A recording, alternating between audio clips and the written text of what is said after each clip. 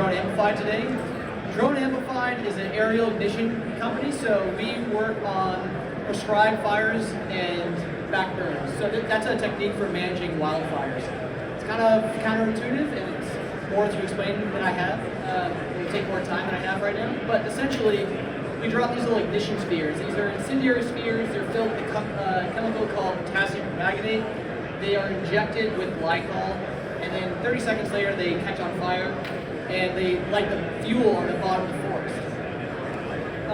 Right now, without this, the technique that people use to do prescribed fires is using a drip torch, essentially just a torch that drips fire, or a helicopter, or like ATVs. The problem with doing it that way is it's super dangerous. Every 50 years, about every other year, someone dies in an aviation crash fighting forest firefighters. I think that 25% of the fatalities in fighting forest fires is in aviation. So by using a drone, you're taking people out of harm's way. They could be hiking up a mountain to do drip torches, or they could be 5 miles away dropping these dragon eggs. So we have a couple hundred of these in circulation around the U.S. There's also some in Australia, some in Canada.